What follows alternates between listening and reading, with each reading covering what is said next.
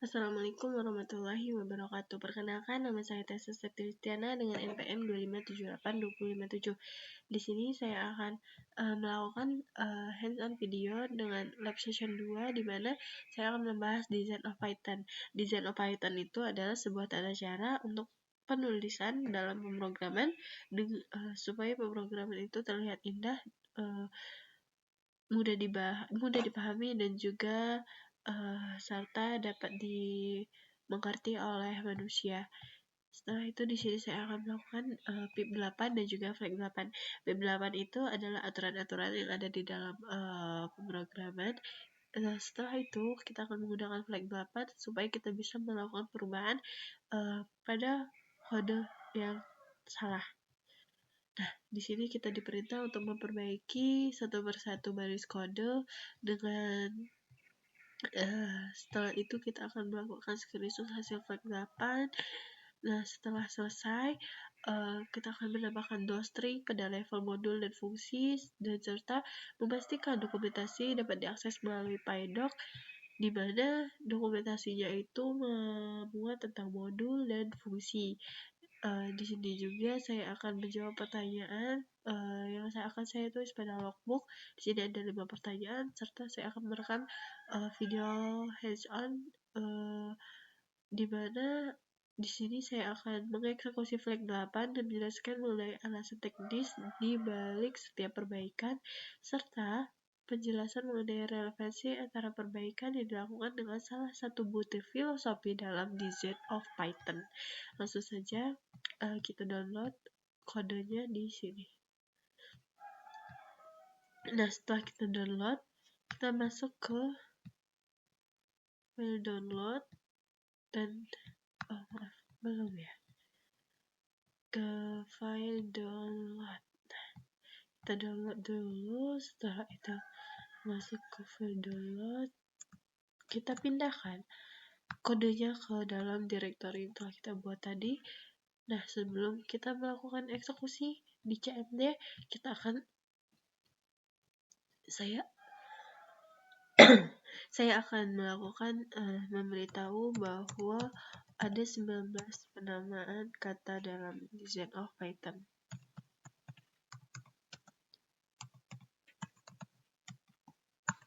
Nah, di sini ada 19 kata design of Python, dan nanti saya akan membahasnya salah satu dari 19 kata ini. Nah, setelah itu langsung saja ke terminalnya.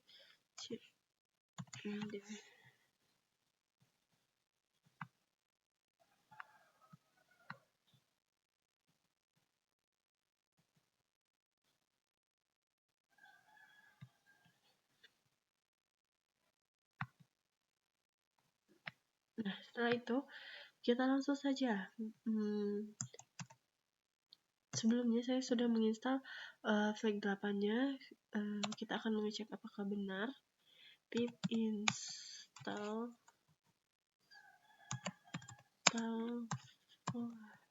flag 8. Maka kalau sudah terinstall, di sini bacaannya adalah already satisfied.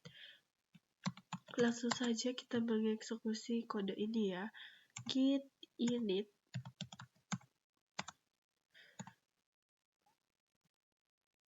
setelah itu kita cek kesalahan apa saja sih yang ada di dalam kode ini dengan memasukkan perintah python flag 8.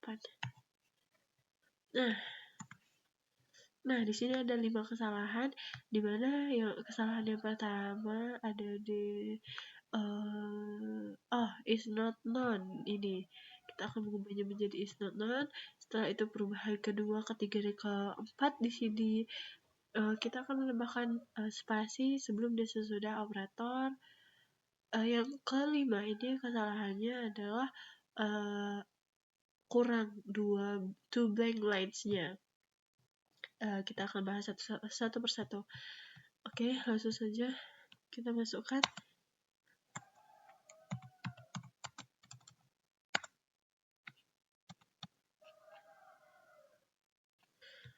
Nah, langsung saja kita ke dalam, kita akan mengubah ini dulu ya.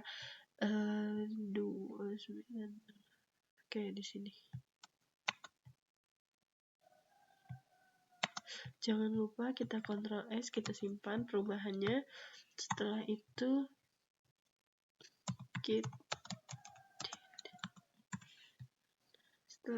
kita masukkan git commit, kita masukkan commit 1, menambahkan spasi sebelum sudah operator. Commit 1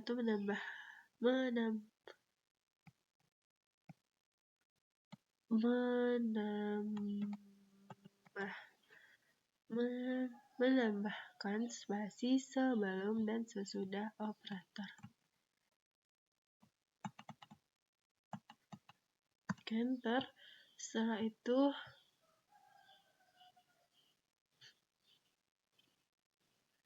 kita ini cek Python.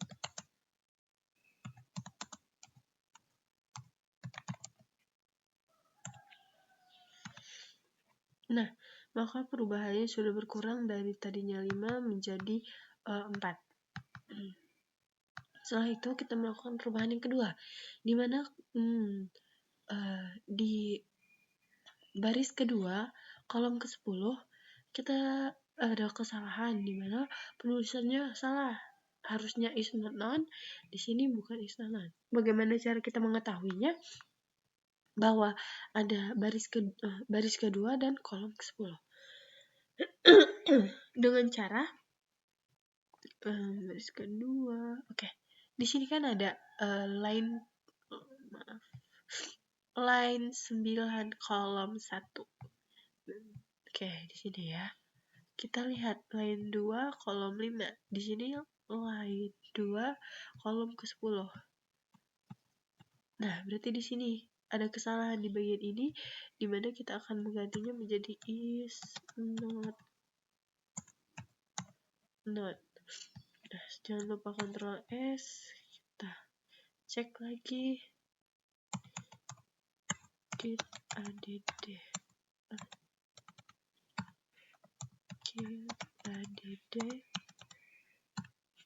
jangan lupa git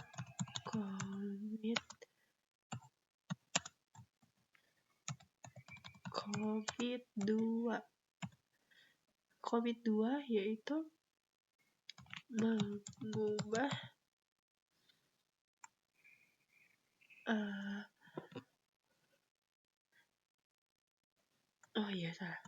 commit 2 melakukan perubahan operator.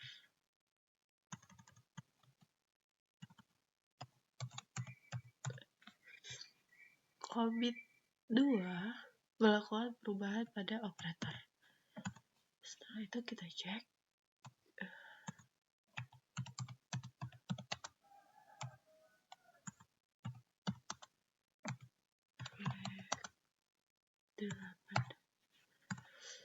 Maka tinggal 3 kesalahan pada pemrograman ini. Kita langsung ke perubahan yang ketiga, di mana baris ketiga kolom ke-13 ada kekurangan spasi pada operatornya. Ketiga dan baris ke-13. Nah, berarti di sini ya. Oke. Di sini sudah sama ya, line 3 kolom 13. Kita akan menambah spasi sebelum dan sesudah operatornya. Jangan lupa untuk disimpan. Git add. Kita akan melakukan perulangan seperti ini terus. Git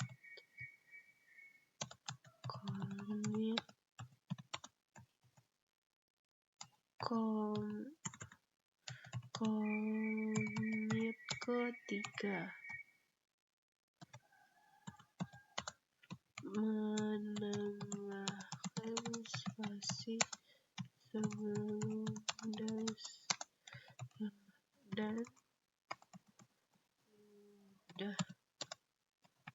moderator.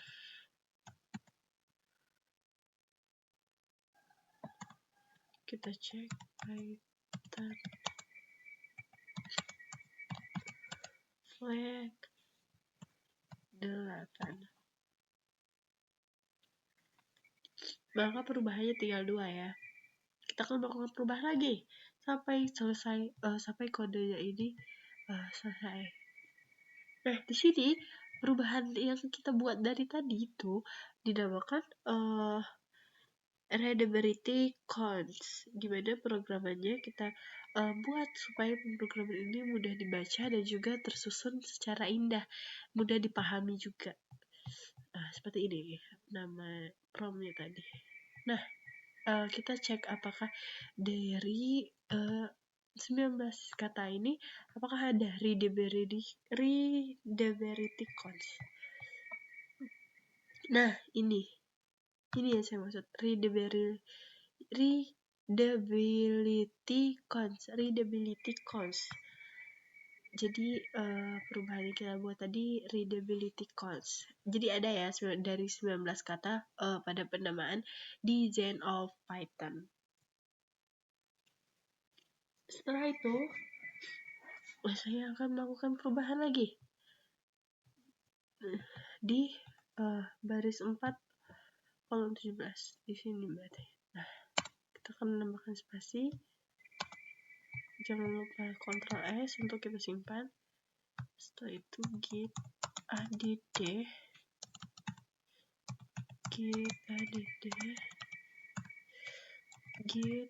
commit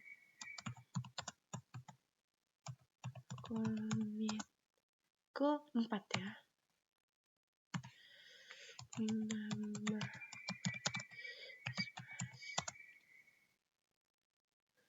spasi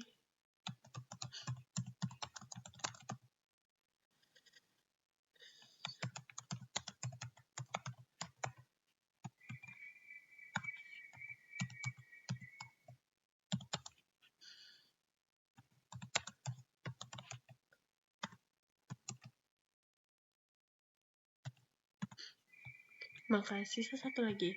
Nah, di sini ada kesalahan di mana kurang spasi two blank lines after class of function definition. Di sini. Berarti di sini ya. Kita enter sekali.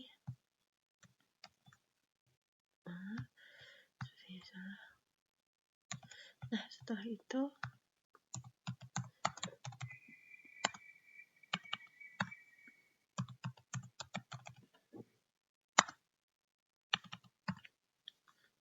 git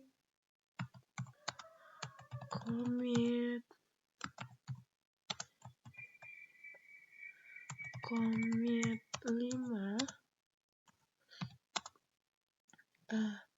menambahkan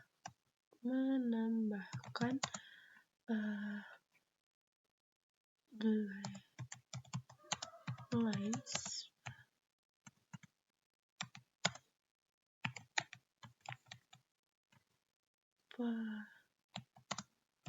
operator. Kita cek Python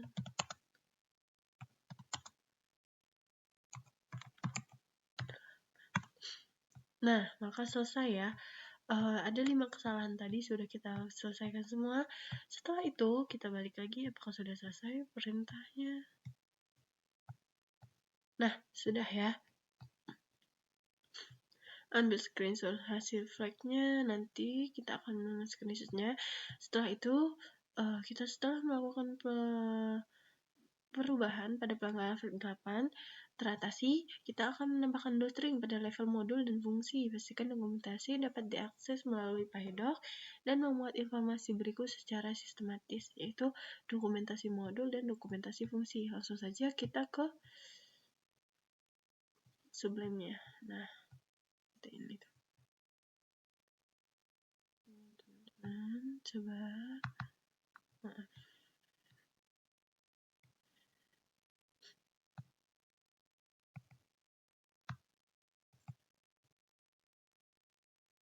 Nah, seperti ini.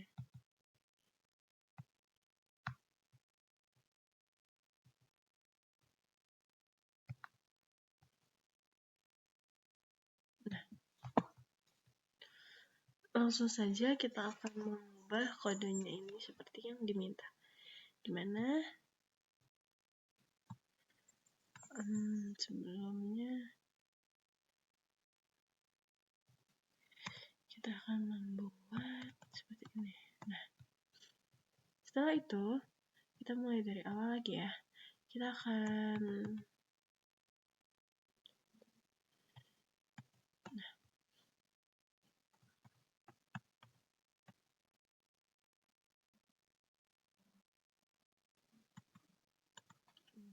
Nah, setelah itu kita akan memasukkan nama file kita, yaitu nama file.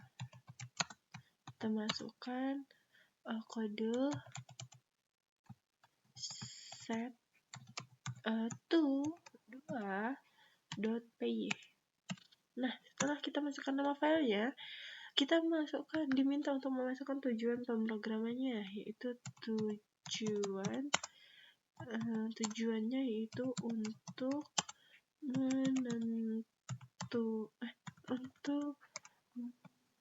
mengecek apakah angka berada pada rentang 0 sampai 100. Nah, tujuannya itu untuk mencek apakah angka berada pada rentang 0 sampai dengan 100. Nah, setelah itu setelah masukkan tujuan, kita akan memasukkan fitur utamanya, yaitu fiturnya yaitu yang pertama untuk menerima input angka, yang kedua memeriksa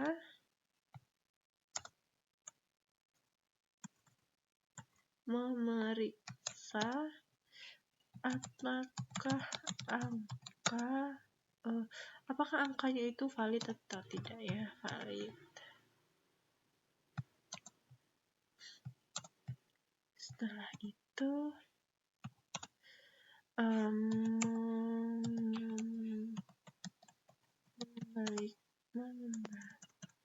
memberikan nilai true atau false, mengembalikan nilai true atau false. Setelah itu kita masuk ke identitas penulis. Identitas penulis. Oke. Identitasnya kita masukkan nama,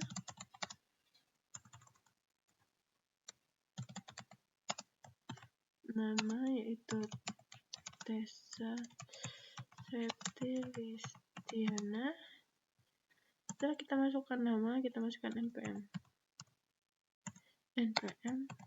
25782057.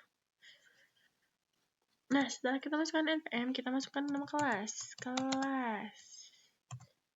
TRI 2B. Setelah kita masukkan kelas, apakah sudah identitasnya? Nah, kita akan masukkan tanggal pembaruan terakhirnya. Tanggal pembaruan terakhir. Tanggal pembaruan terakhirnya yaitu 14 Maret 2026. Setelah masukkan tanggal terakhir, oke.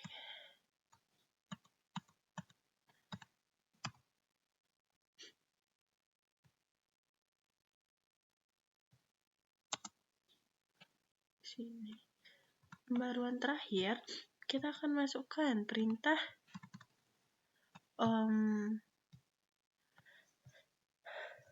deskripsi fungsionalnya. Kita masukkan deskripsi fungsionalnya. 1, 2, 3, 4. Oke. Memeriksa sebuah angka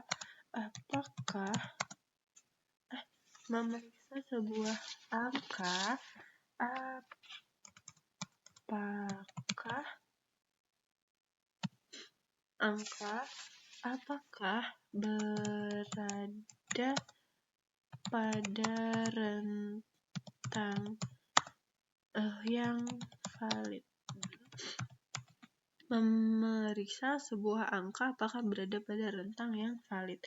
Nah, setelah itu kita akan ke deskripsi fungsionalnya ya, masih ini imperatif, yaitu fungsi ini menentukan apakah nilai angka lebih besar dari 0 dan lebih kecil dari 100. Nah, supaya terlihat indah, kita enter. Fungsi ini menentukan apakah nilai angka lebih besar dari 0 dan lebih kecil dari 100. Setelah itu kita masuk ke kita akan membuat, habis fungsionalnya kita akan masuk ke rincian parameter beserta tipe datanya. Parameter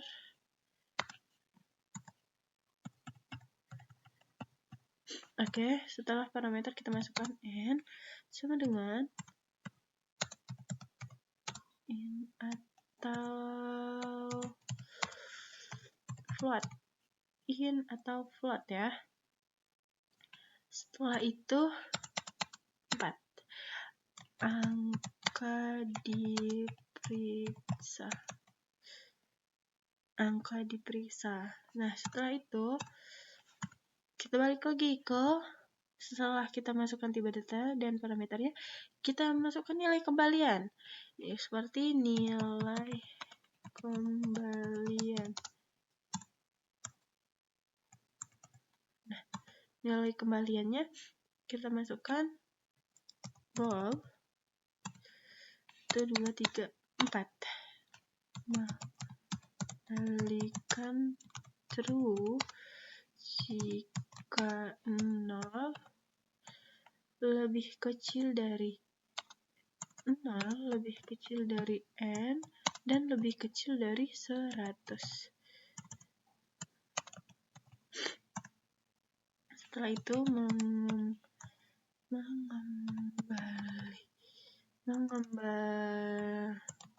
mengembalikan false jika tidak memenuhi kondisi. Nah, mengembalikan true jika 0 lebih kecil dari n, lebih kecil dari 100, dan mengembalikan false jika tidak memenuhi kondisi. Nah, setelah itu dan contoh pengembalian fungsinya. Kita masukkan contoh pengembalian fungsinya, yaitu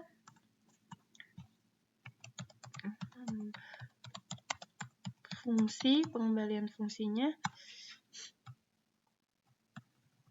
Oke, setelah itu kita masukkan cek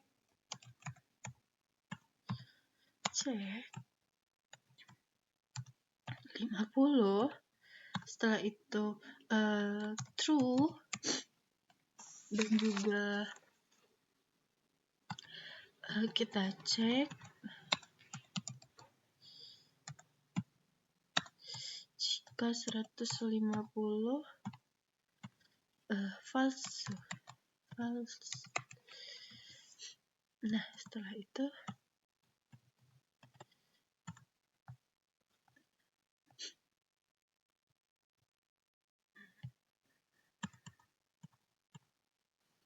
Satu, 2, 3, 4. Kenapa aku dari tadi itu tab 4 kali? Karena emang perintahnya itu kalau di Sublime itu kita harus 4 kali spasi, kalau enggak tab. Kalau mau tab semua sampai akhir. Kalau mau spasi harus spasi semua sebanyak 4 kali. Oke, sudah selesai. Nah, setelah itu jangan lupa kita simpan. Nah, setelah itu kita masuk ke comment prompt yang kita buat tadi ya.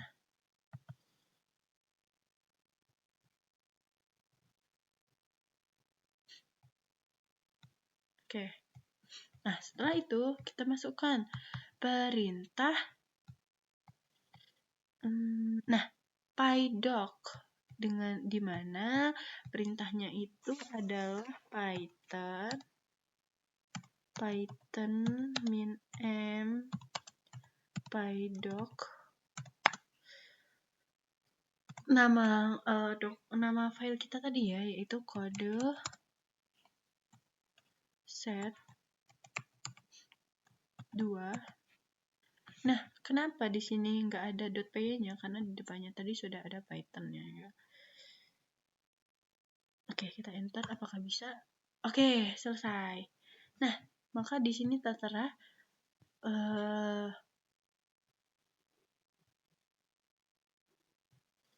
nama, fungsional, terus file. Nah, supaya kita mau memanggilnya, kita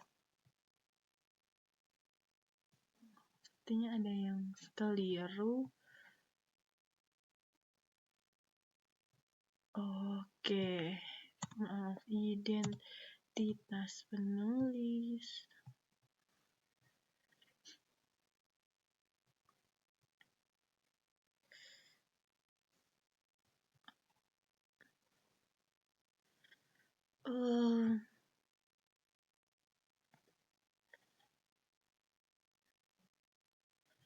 Oke, coba untuk kita Ctrl S, kita ulang ya. Python min